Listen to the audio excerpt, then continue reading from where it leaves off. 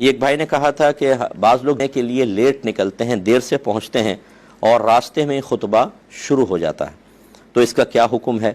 خطبہ ہم راستے میں بیٹھ کے پڑھیں یا کھڑے ہو کر یا چلتے چلتے ہوئے سنتے رہیں، یہ بھی جائز ہے کہ نہیں؟ اور اگر خطبہ نکل گیا تو پھر ظہر پڑھیں یا جمعہ پڑھیں؟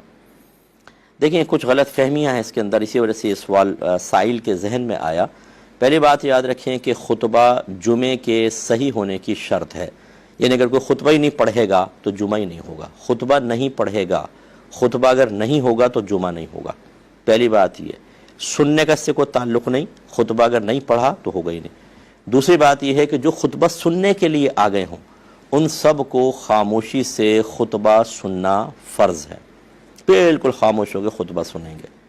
تیسری چیز یہ فقہاء نے لکھا کہ اگر کوئی لیٹ آیا اور اسے دوسری رکعت مل گئی یا دوسری رکعت کے قاعدہ اخیرہ میں بھی آ کر بیٹھ گیا، اس کو جمعہ مل گیا۔ اب ان تینوں کو آپ ملا لیں، اس کا مطلب یہ ہوا کہ جمعے کے صحیح ہونے کے لیے جو خطیب صاحب ہیں انہیں خطبہ پڑھنا لازم ہے، ورنہ جمعہ نہیں ہوگا۔ جو آ چکے ہیں ان کے لیے سننا لازم ہے، اس کا مطلب جو راستے میں ہیں ان کے لیے لازم نہیں ہے کہ وہ ٹھہر جائیں، کہیں بیٹھ جائیں، اسپیکر کی آواز پہ سنیں پھر آئیں۔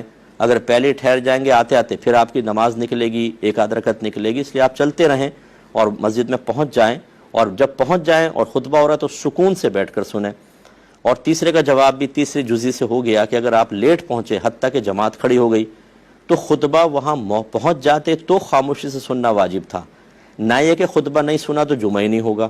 اس لیے آپ آ کے جماعت میں شامل ہو جائے، آپ کا جمعہ بالکل ہو جائے گا اور ظہر پڑھنے کی حاجت نہیں۔ امید ہے کہ تینوں مسئلوں سے آپ کو بات کلیئر ہو گئی ہوگی۔